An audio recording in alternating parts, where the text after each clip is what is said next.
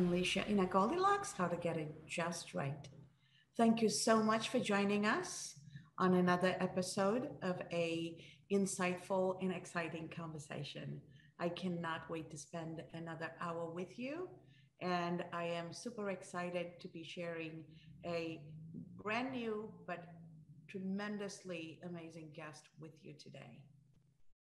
As we get started, let us take a moment and think about why Goldilocks, and why do we need to think about unleashing our inner Goldilocks?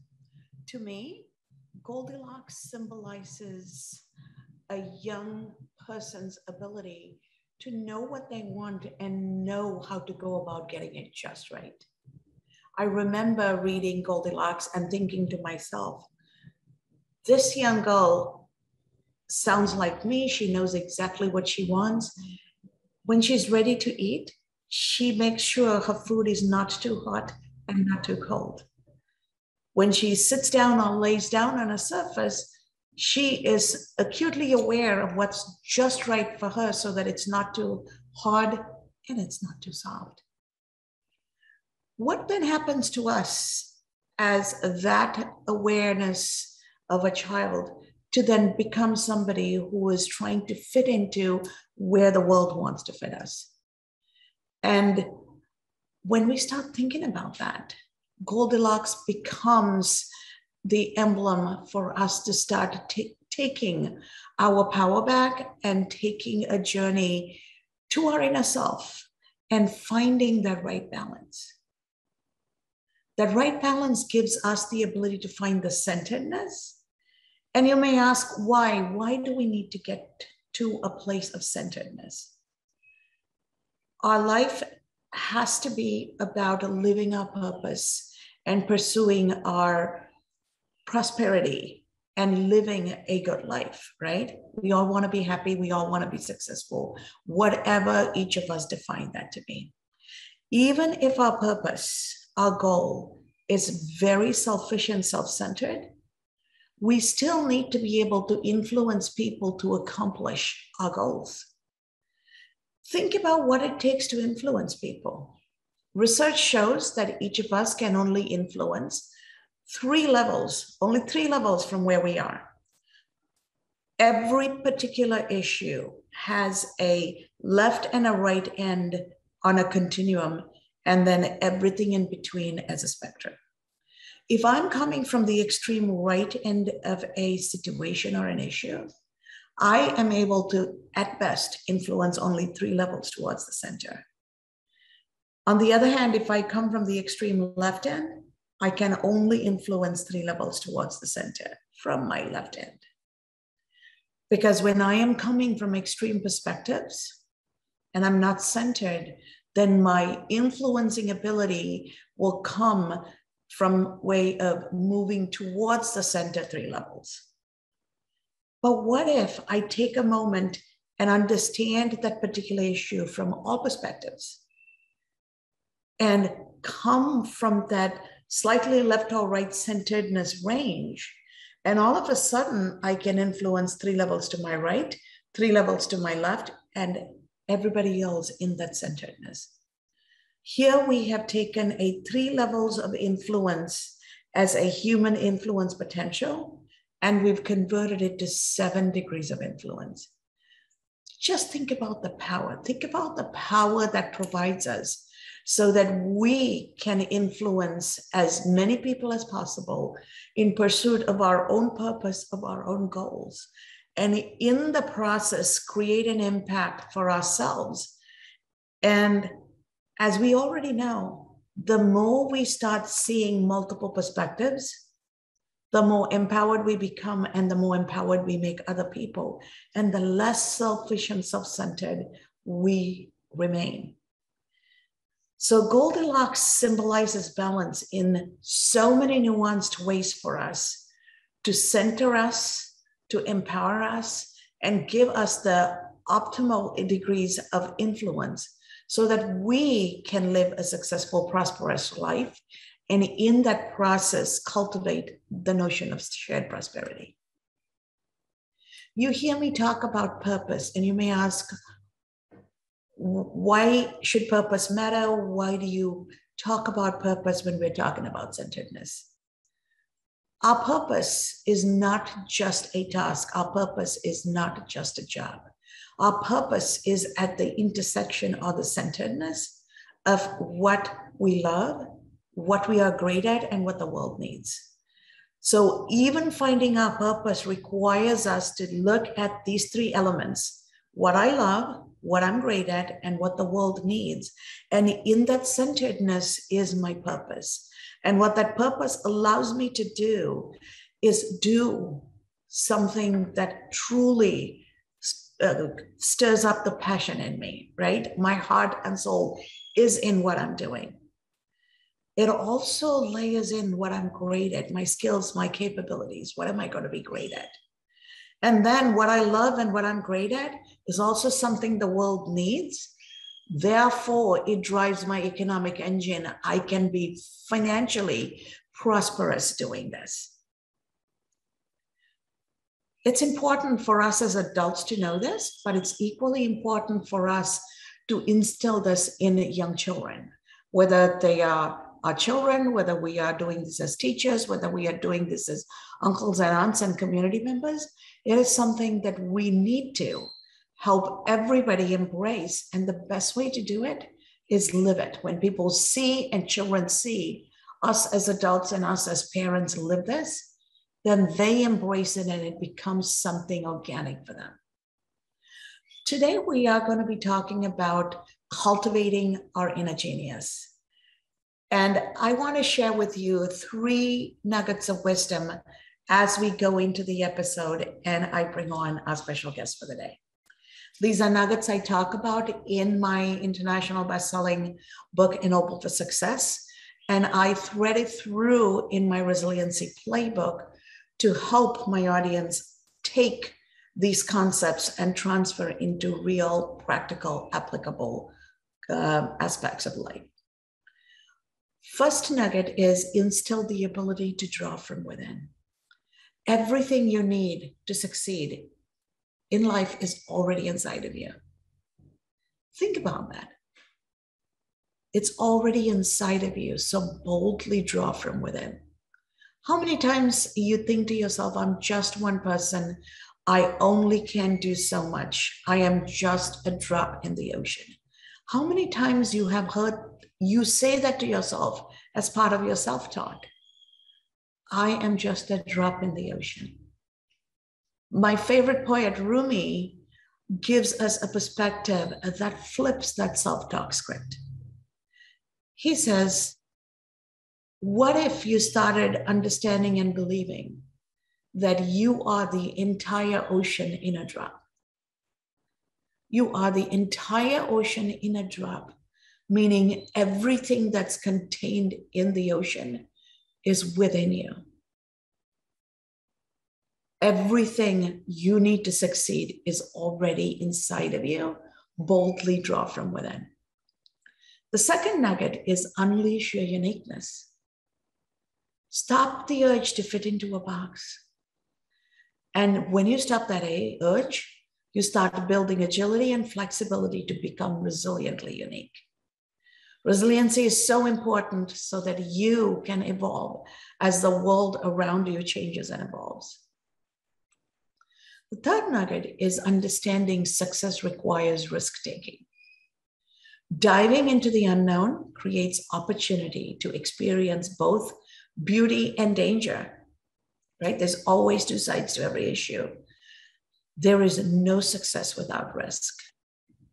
And as you embrace your ability to dive in and embrace the beauty and the danger and take risks in a calculated way, thinking outside the box, not fitting in, and being resilient and unique, knowing you can draw from within, you start evolving into the person you have the complete potential to be. You become the person who can live your purpose, and you become the person as a parent and a teacher to be able to raise resilient kids and tap into their inner genius and cultivate their inner genius. I am very excited today to present to you and bring to this Goldilocks community Renu Dillon, Doctor of Science, who has spent 40 years in this field helping parents, and through helping parents, unleashing the inner genius of the children. Welcome to this episode, Renu. Welcome to the Goldilocks. Thank you so much, Dr. Henry. And by the way, Goldilocks is also one of my favorite stories. So thank you. I love it. And I can imagine why, because you're living it, right? Yes, absolutely. Yes. And my favorite part is at the end, she leaves the house without having to explain to anyone what she did. You know, no explanations needed, time to exit. So one has to know when to exit as well. Absolutely. And every time we enter a place, we need to have an exit strategy, right? Absolutely. That is one of those rules. Beautiful. And let me give you a sliver of the amazingness Renu is. She is a doctor of science, founder of Genius Kids Development Inc., and is on a mission to educate families on the importance of developing confidence and leadership skills in their children. Realizing the critical need to raise resilient kids to strive in this competitive and often uncertain world, she believes that by equipping our children with skills today, we will give them strength they need for tomorrow. Dr. Dillon recently launched her book, Raising Confident Children, Today's Kids, Tomorrow's Leaders. And this has achieved #1 international best-selling status in the US, Canada, France, and India, and best-selling status in 26 categories. This book is a meaningful guide for parents to become coaches. The stress on the word coaches, who will help their children develop the 13 C ingredients for success. And those 13 C's are comprehension, conflict resolution, coping, contribution, clarity, charisma, creativity, courage, connections, compassion, consciousness, communication, and competence. Known to many as Miss Renu, she has developed over 4,000 educational learning programs for children aged 0 to 15, and her award-winning franchise, Genius Kids, and other platforms worldwide. From raising confidence children, Renu Dillon shares 5 goals of a parent coach. And we are going to dive into the 5 goals she shares, and you are going to get all the wisdom that is contained inside Renu through all her years of experience into not only learning how to influence and develop your children, but what wisdom can you take from it and apply it to yourself too, because there's an inner child in all of us, and it's never too late for us to evolve as well. Renu, as we get started, I would love for you to take a moment and share with us what brought you along your life journey to this juncture.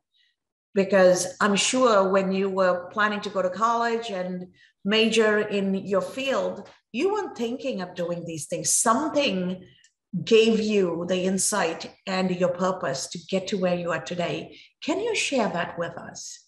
Absolutely. Nobody would have predicted. My dad till today can't figure out what I'm doing in childcare. So I was born in Kenya in a very small town and called Mombasa, and went to a regular school there, but I was very limited to extracurricular activities. And there were not that many opportunities like kids have today. So, but one of the opportunities that my mom placed me in, which I thank her till today, is there was a little theater called the British Theatre Club. And because I was such a talkative child who wouldn't stop talking, she thought the best way to learn how to control my mouth was to put me into a drama class. And which at that time, many years ago, the Brits would call drama or elocution. Mm-hmm. I started that at a very young age and absolutely loved it. And I feel that that's one of the most important things that my parents did for me is I got elevated to be on a stage and on a platform and learned to become different characters through all these plays that I did. And, from Goldilocks to Cinderella, we play these different parts and you begin to feel the emotions of the character. And I was raised in a family. My dad's a doctor. My uncle was a dentist. So ideally, so back in the days, our parents were not really coaches. They kind of controlled the path that you led. Absolutely. And when I expressed I wanted to become an actress, that was a big no-no. It was like, how can you even think about this? Your father is a doctor. How can you even think about becoming an actress? It was just not a profession considered noble at the time. So I was automatically pushed into the field of science. So I actually became a pharmacist. I didn't want to do dentistry. I didn't want to do medicine. So I became a pharmacist. So my journey led me from Kenya to England, where I went to school. And I experienced the importance of confidence first in England because I was placed in a school where I was actually the only brown skinned child, the only Indian person in the school. And I was bullied tremendously to the point where actually I was bullied to the point where I actually became anorexic because I had never experienced. I went from an environment of very protective parents where the word boyfriend even didn't exist to suddenly an environment where all these young girls, were putting makeup and doing things secretly at the age of 14 and 15. And I came from a family where I asked permission for everything. So that was my first step when I realized that I had allowed other people to bully me and let me get so sick. I realized that was the first time I took a step forward and made a decision to take control of my life. I got better and I never let anyone bully me after that. Well, until I got married, of course. That's another story we'll get to. But anyway, from that journey, I actually became a pharmacist. And I did pharmacy, excelled at it, stayed in England. And my plan, what I had visioned for myself was I would be in pharmacy, I would live in England, and I wanted to do my PhD and continue in that field because that's all I knew I should do. And the marriage brought me here to California. I got married and came here. And this is when I started realizing that life was not going to be as beautiful as I thought it was going to be. So I got married and realized very soon that I'd actually married a fraud, somebody that had already been previously married, not shared that with us to the extent where he was involved with more than one marriage, and very controlling person. And I spent 4.75 very long years with him, had two beautiful children. But in those almost 5 years, I lost who I was. I realized after the 5 years, I had no confidence. I used to love who I was. I used to be a very tall, skinny kid and no problem being tall and skinny. People would call me all kinds of names and it never bothered me because I was so confident with the confidence my parents had instilled in me. And suddenly now I lost all of this. And I didn't like who I was. And when my divorce started, I realized that I had allowed somebody else to change or make me what they wanted me to be. And in addition to that, I had trusted somebody blindly to the point where I had nothing left. Other than my two children, I had no money. I had signed documents that I thought, watching my parents get married and my father dotes on my mom, even now after 65 years, Kasturi, I thought to myself, I'd have the same ideal husband, right? So whatever he put in front of me, he'd be like, sign this. This is, we're doing this, we're doing this. I would. And I realized I signed practically everything over to him and I had nothing.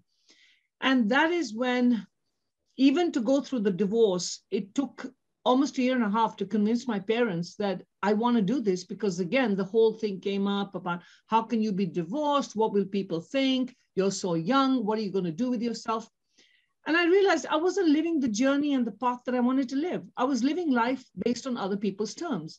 First, I spent the first 25 years doing what my parents wanted me to do. And now I spent 4.5 years doing what my ex-husband wanted me to do. And I said to myself, when am I actually going to live life on my terms? So that's when I pulled the reins and said, enough. And I did my exit path. And I said, this is my time to do what I want. During the time of the divorce, I was forced into many careers because I had just tremendous attorney fees to pay for a custody battle that lasted 11 years. And I did everything from work at Safeways at the counter. That's when I completed my doctorate while I was studying at night, to matchmaking. I did anything and everything, any job somebody could give me because my children were so young. They were only 3 and 1 when my divorce started. And in that journey, one of the jobs that I did, the two things that I did, which made me realize why we as humans need to have confidence instilled when we are very young, is first the matchmaking service I ran very successfully for 5 years. I found out that people lacked confidence, and even to meet the right person, they did not know how to present themselves. Mm-hmm. And then the second one was when I was a recruiter. I recruited people, CEOs for the accounting department for large companies. And I found out that all these amazing resumes would come in front of my desk. But when it came to interviewing skills or presenting or leadership, they lacked it. So I said, all right, what is it that my folks did with me that I'm able to handle today, my life with very little money, 2 young children, multiple jobs, and still be happy? And I realized it's confidence. And so why not start early? And I decided that I would start saving up some money and I would open a center that would, at least, if anything, start teaching children the importance of confidence through simple activities in a classroom. And that's when I launched Genius Kids on August the 1st, 2001. Here we are, 20 years later, we've become a franchise. We have 28 plus centers now all over and growing slowly. But I think the most important thing that I have done, and when I look back my 20 years, is thanks to social media now, my students who I taught 20 years ago look me up on Facebook and they'll call me and they'll come and meet me. And what I've heard from every single one of these children is, thank you for teaching me how to believe in who I was. Thank you for giving me communication skills and for putting me on that stage. And that's where I think I found my calling. My calling is I grow every day when I am on stage myself with the children, training them. In addition to that, these children are growing. And I'm so proud because it doesn't matter to me whether they get straight A's or not. When I am able to see one of my genius kids perform or speak on a radio or on stage, or even just say a few words or participate in a discussion, I really know that I have made a difference in their lives. And that's really my journey. And I think I found my calling. And I really wish I could have done this years ago. Because the amazing thing is, Kasturi, is my mom is a teacher. But I never thought of following that career. It's strange. So yes, here I am.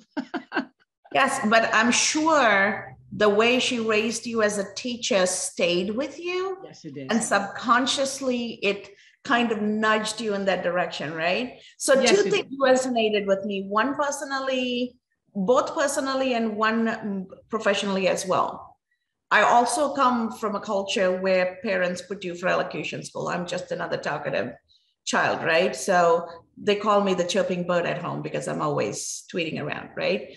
And so I fully embrace the introduction to elocution and plays and dressing up and playing the parts and including music and dancing and all of that to truly show up with confidence in the skin of different people so that you truly get to feel and find who you are, right? That is a beautiful experience to get, but in the American world, that is not something we do. Elocution is not something we do. Those kind of exposures we don't. And more so today with all these devices, any kind of human interaction is slowly diminishing, right? So that's one aspect that resonated with me. And I want to dig a little deeper, especially in this COVID era, because even school has become online, right? And the other thing that resonated with me is the importance of building confidence. And you mentioned the accounting finance. I'm a person who's grown up in the finance profession, being a CFO. And one of the biggest struggles for us professionally is now that the technology can do all the rudimentary tasks, we're looking for people who have excellent verbal and written communications to tell stories. Correct. To tell stories and close the deals in terms of how is the strategy going to set the stage for the organization for the future. And as the world around us evolves, how are we going to course correct and still stay on track? And schools are not teaching and professionals are not growing up with these skills. So these are the two I want to dig in a little deeper, but I want to first talk about your 5 goals and maybe see which of those 5 goals will actually help thread this for us. So, basically, my 5 goals are for parents is to, in order to achieve, and when I talk about leadership, parents normally think, well, my kid doesn't like to be on stage, or they don't want to give speeches. They don't understand leadership is not just about standing on stage. You have to be a leader. You can be a leader within a group of 3 people. Leadership is about first being able to lead yourself. You should be able to know how to lead yourself. You need to be your own leader. So everybody always thinks leadership is, I'm going to be the boss.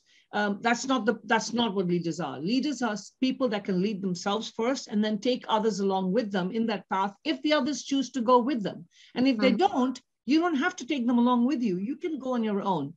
So that's one important thing. And the goals that I talk about in my book is that the first thing we need to do as parents is, of course, as parents, we all want to be overprotective about our kids. I mean, naturally, it is your human instinct when a child is about to fall. What do? You stop them and, get from getting hurt. And we do that even as teachers.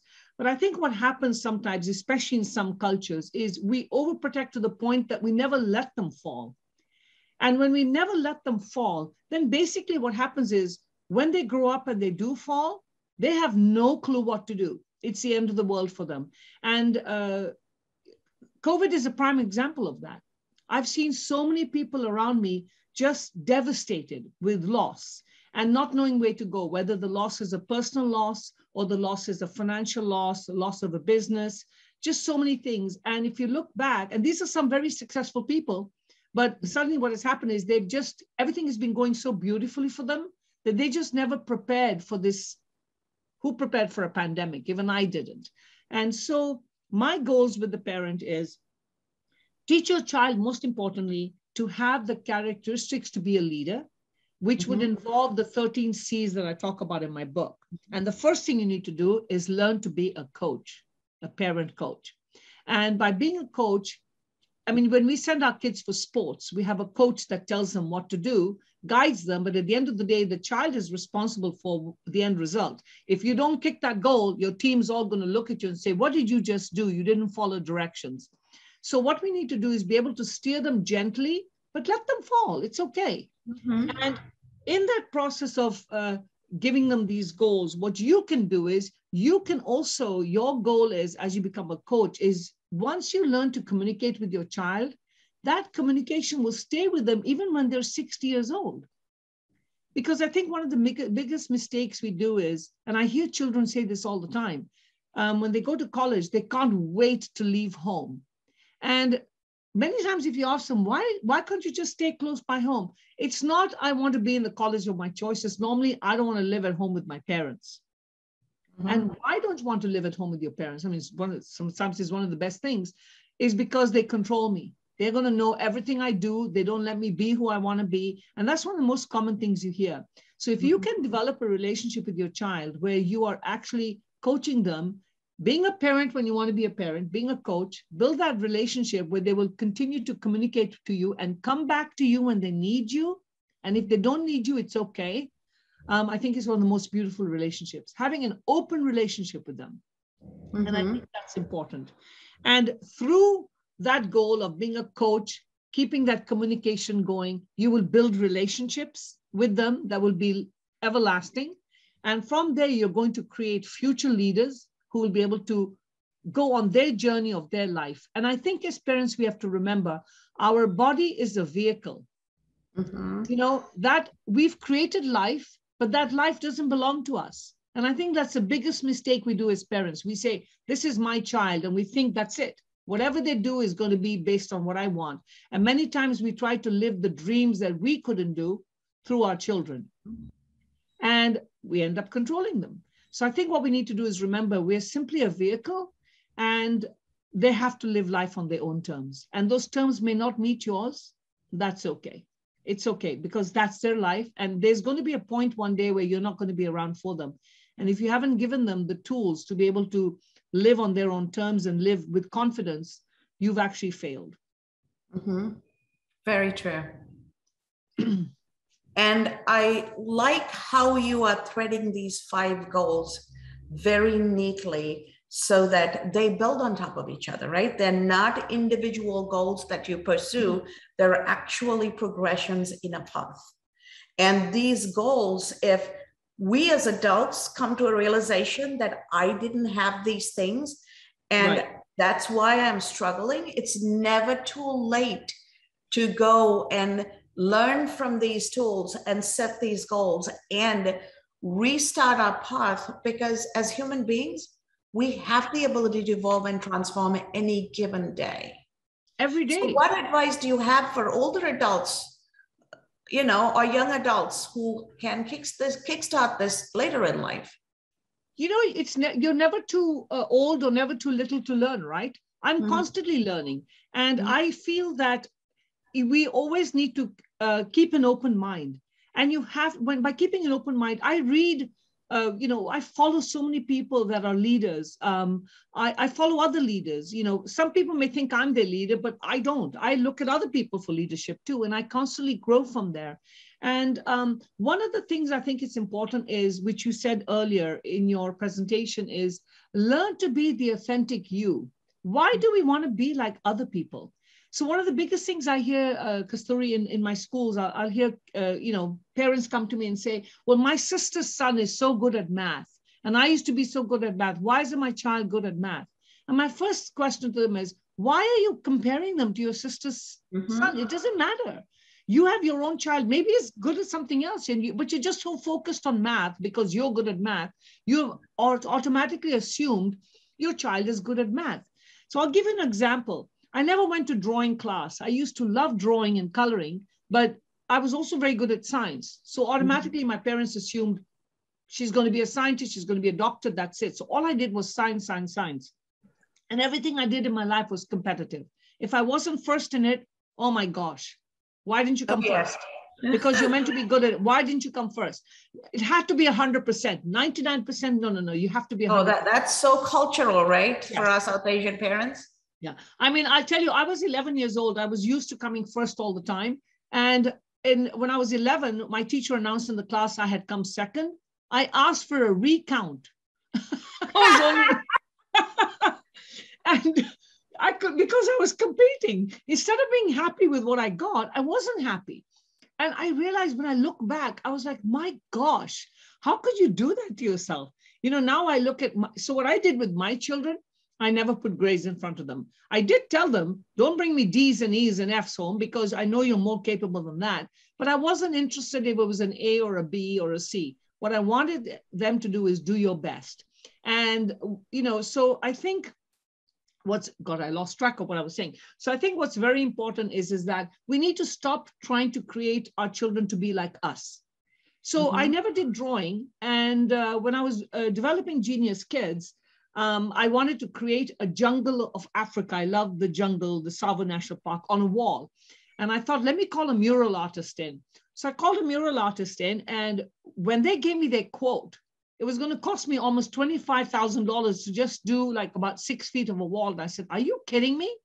Maybe I should try this myself. And, my husband and my kids were like, Mom, you can't even draw. And I said, well, I have never really tried. And you won't believe it. I bought myself a 6-pack of beer, put it next to me at night. Beer really helps. Put it next to me at night, close the school down and this classroom, and thought, let me try drawing. And I drew my very first giraffe and then my next elephant, and I started to paint. And guess what? I realized I'm able to do cartoon art, which I had never known before. And It was just something I discovered. And I discovered when I was 45 years old. So you'll be surprised how many things are within us. And if you don't try, how are you going to ever know you can do it? So what do most people say? I'm not good at it. How do you know you're not good at it? Well, I tried it once, it didn't work out. Try again. Try again. I mean, life is about experiences. And even in relationships, why are we forced to stay in this one relationship? We have to teach our children, if things don't work out, be it a friendship, a job, time to exit. You should know when you have to exit. And I think one of the things culturally we hear, Kasturi, is this is your destiny. This is your fate. Oh, yes, especially as a daughter, right? Yes. Yes, of course. This is God wanted this for you. Stay in this. That's it. Are you kidding me? No, he didn't. He said to me, make your own decisions. He didn't say stay in this. So I think we as parents have to understand, give our children the faith and all the skills needed to make their own decisions. And if they're wrong, it's okay. It's all right. We'll learn from them. Absolutely. And I used to be an avid reader growing up. And one of the things I read that has stayed with me till today, and I use it when I manage people and when I'm working with young people, is if you have the urge to compare, just look at your hands. Yes. Look at your hands and think why God gave you 5 fingers that are all different.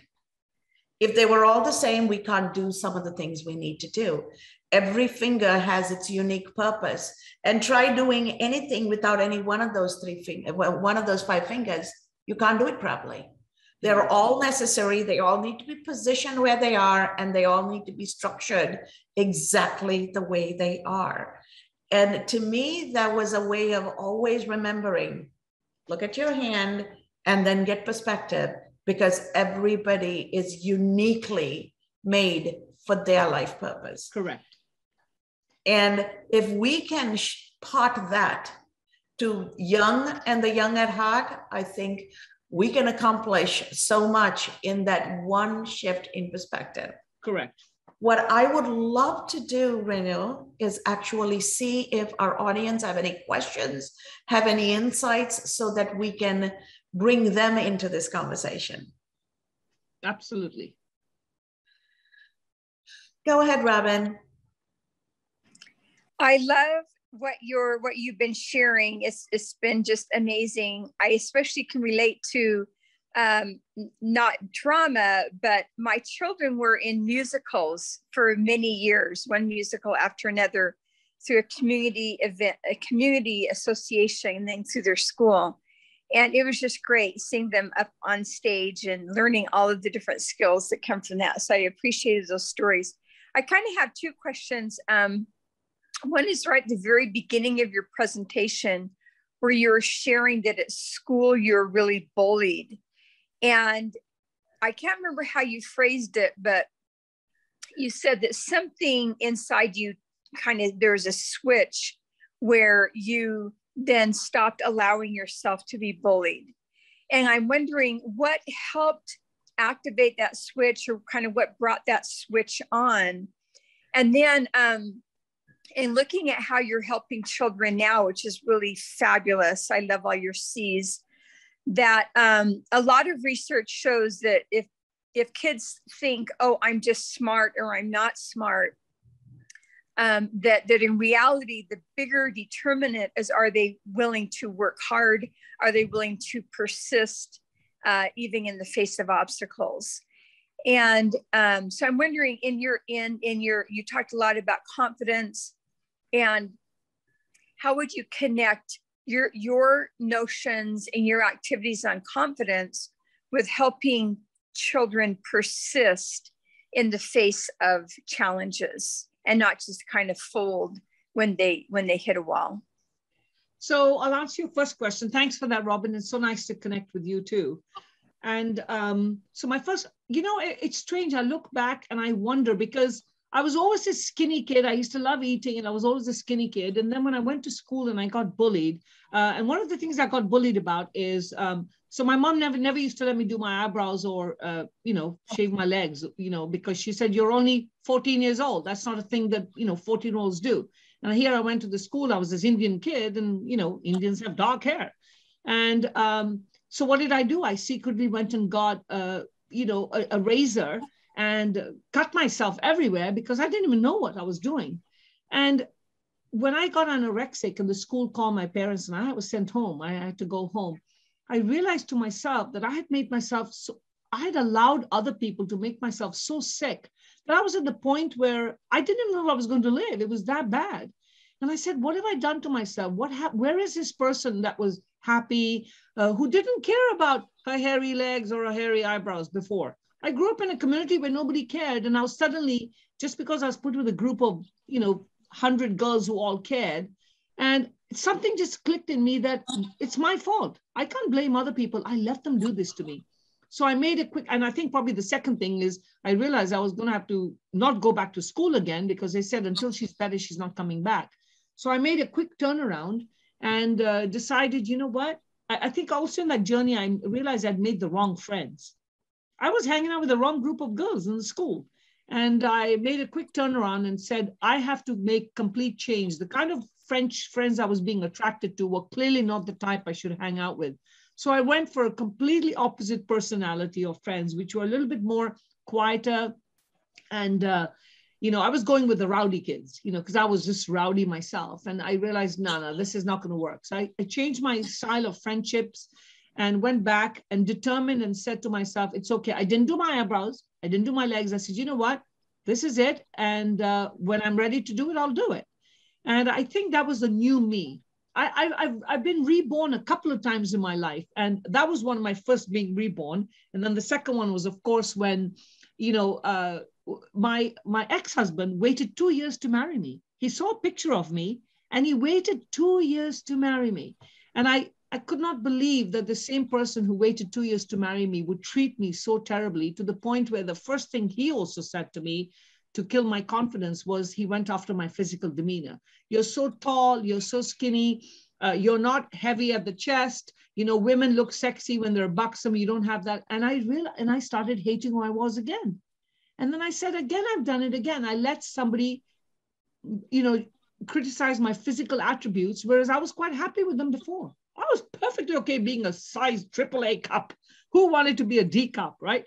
But suddenly I wanted to do that. I mean, I was shopping around even after my divorce to consider getting breast implants and then I said, for what?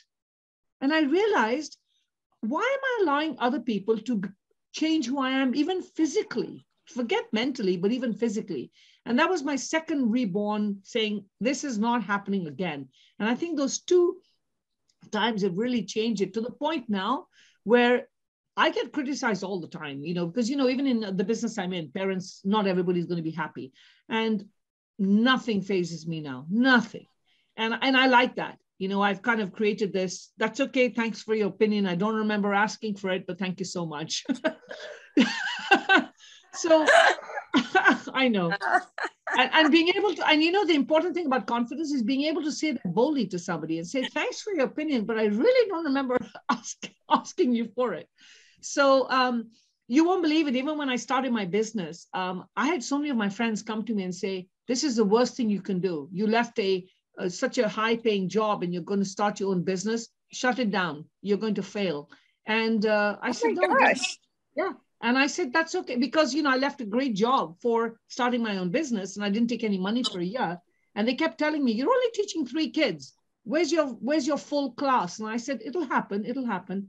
And patience was the name of the game. And the best thing is I look back now and I'm so glad I didn't listen to the opinion of other people, because Genius Kids would not have been here. I would have shut it down in 60 days of opening. Going back to you, I hope I answered your question there.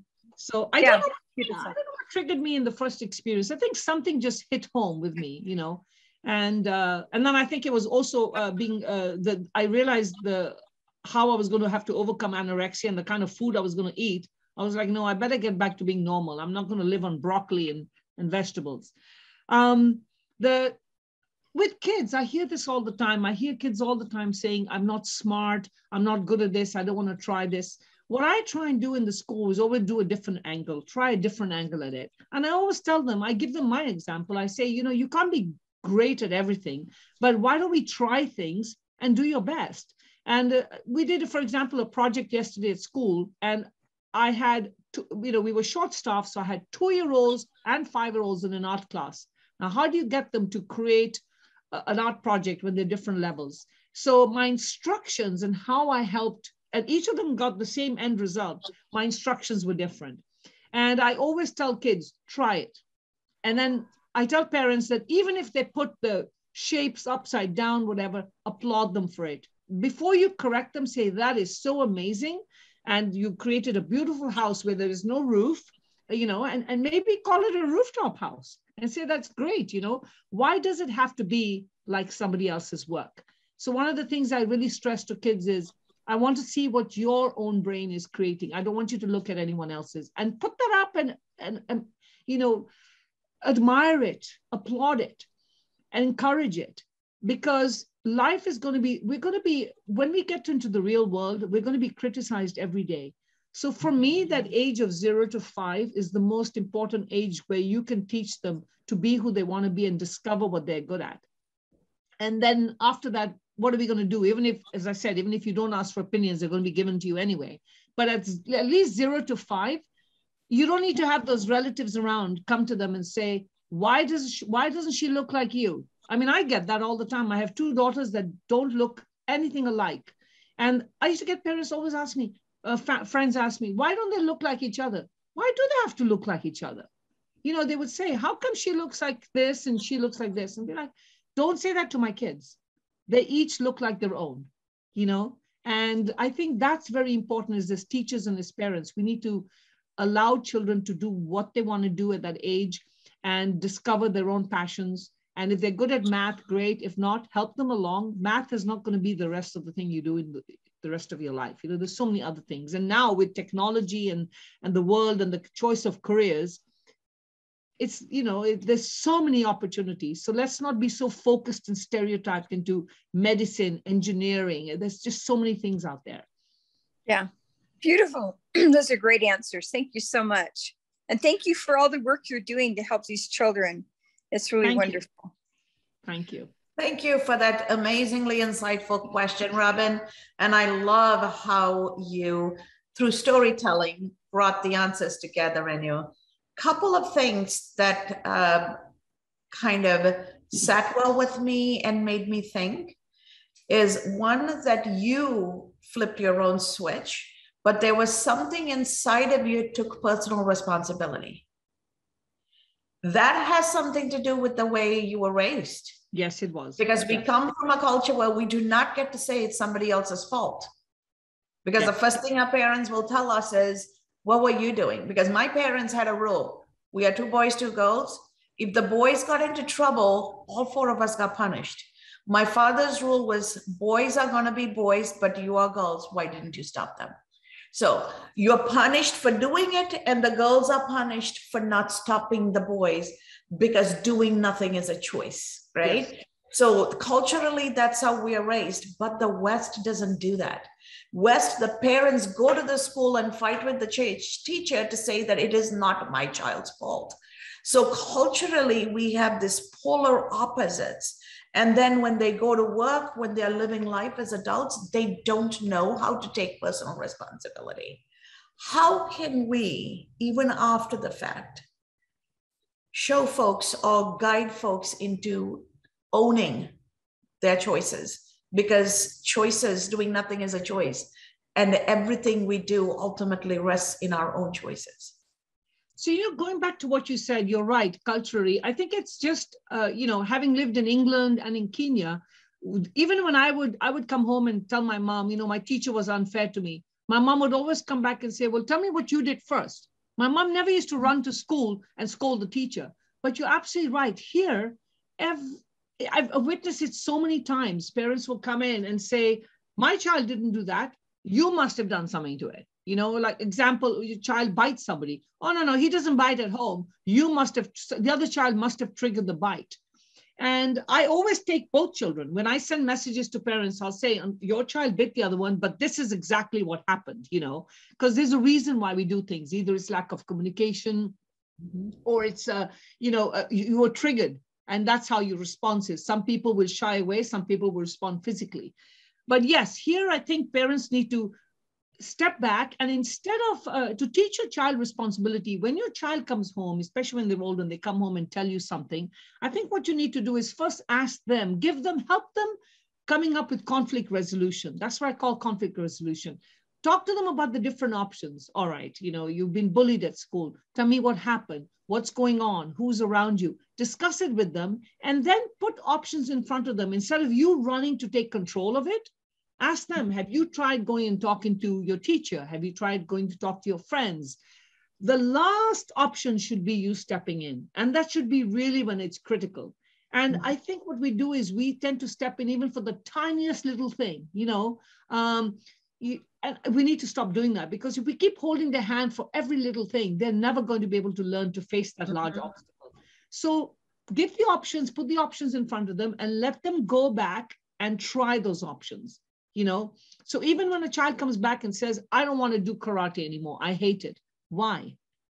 You know, don't assume that the teacher was terrible at teaching. Ask them why. Something must have happened. There's something always deeper in a situation. And I think we as parents, before we jump to conclusions, we need to dig deeper, then help the child learn how to dig deeper. And when you start digging deeper into yourself, you actually will find out that you are probably some of the problem yourself, you know, and learn to accept it. Yes. Right? Yeah. And when folks don't get this from childhood, yes, this is what we have to do as part of performance management and coaching in the workplace. Yeah. So all of a sudden, we as leaders become the parent to the young employees because we are trying to retrofit and do what should have done and been done in their childhood. Yes. Yes. So I see such a parallel in being a leader coach and a teacher coach when the parents haven't been the coach. You know, Kasturi, it's so easy. Sometimes I can identify parents immediately, even if I've never met the parent. After I've observed the child for 1 or 2 days, I can identify who the parents are immediately. Because we start, what do kids do? We mirror image who? The people that are raising us, right? So even when parents come in and say, he never greets anyone, I don't know why he never says, or she never says hello to anyone. I always look back and say, well, you haven't said hello yet either. So lead by example. And if you're not a good example, then become a good example and then lead by example, you know? And I really think we need to stop creating this rosy picture of life. You know, we tend to not want to discuss important things, what's happening in front of us. And we tend to put fear in children. We develop fear, you know, and we have an example in our school where a child was told that never use the bathroom outside because you're going to get the virus when you sit on the toilet seat. Never. He's 3 years old. So he heard this for 18 months. And now his mom's put him back in school. And guess what? He won't use the bathroom because he says there's a virus on the seat. And so I said to the mom, I said, why did you use that tactic? Instead of that, why didn't you use the restroom before we go out instead of giving this fear? So now a 3-year-old imagines viruses on this toilet seat. So what does he do? He doesn't go restroom for 8 hours. And that's dangerous. That's dangerous. So I said to her, I said, you've just created a health issue over here. You need to fix this issue. And how do we fix it? I mean, we finally fixed it, but it was a turmoil because he would literally scream entering the restroom, saying that he was going to get COVID from the toilet. Wow. You know? Yeah. And so when we do storytelling with our children, we need to be careful of the stories we tell them as well. You know, yes. Don't put fear. Stop using fear tactics. Just tell the truth. You know, and we know you talk about storytelling. I always tell parents the best way to become a communicator is tell stories and be willing to share your own stories of failure with your children. Your children need to know you're not perfect. Stop trying to be this perfect parent. Yes, and children can actually see. Sometimes what happens is, not sometimes, always.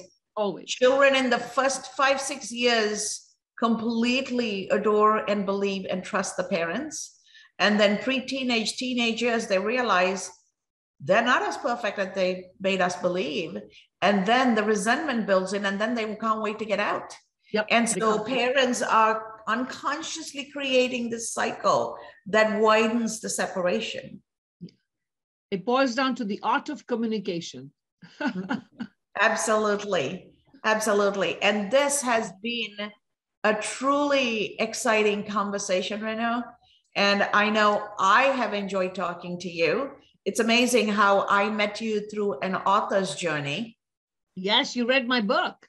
Yes, I read your book and I was one of your reviewers. One of the reviewers, yes. Thank you for that, yes. Oh no, my pleasure. And I was transformed and very impressed by the work you were doing. And here we are. And we have been on each other's podcast, right? Yes. We're supporting each other. Absolutely. And what resonates with me more than anything else is here we are, older women, not afraid to learn. And 2 women who've learned from our mistakes and picked ourselves up regardless of the environment and the circumstances. And so here we are making sure that we pass on that wisdom and that coaching to others, regardless of age. And thank you so much for spending this hour with me and with our Goldilocks community. I am sure that the community is going to love engaging with you, getting to know you, and continuing to learn from you. Can you share with them exactly where they can find you in addition to the social media content I've already shared with them? Absolutely. Very simple. You can either go to geniuskidsonline.com or you can go to Miss Renu, and Renu is spelled with 2 N's. And that's another thing. The typical Renu is spelled with 1 N. I choose to spell my name with 2 N's. So it's missrenu.com. And you can also look me up on Facebook under Renu Dillon. So many different ways, all through you, Yes. And let me tell you, it's been a pleasure being with you a couple of times now. And I think one of the most important things that I would like to share with everyone, especially women, is don't be ashamed to tell your stories, because when you share your story, it's therapy. You feel better every time you share your story, and you're also making a difference in someone else's life who's listening and understanding what you've gone through and giving them hope that, yes, I can overcome what you've gone through. I'm also going to overcome it. So I think storytelling in every possible way, and be honest. If you've done something, just be honest about it. Never be ashamed, because that's what life is all about. It's about experiences in life. Absolutely. And all our wrinkles and our scars are just showing that we have experience. And I love that. I'm not showing today. Okay. I love the nugget that you're sharing as we bring this to a close. And I always remind people, if we don't tell our stories, it becomes our dirty little secret that then kills us from the inside out.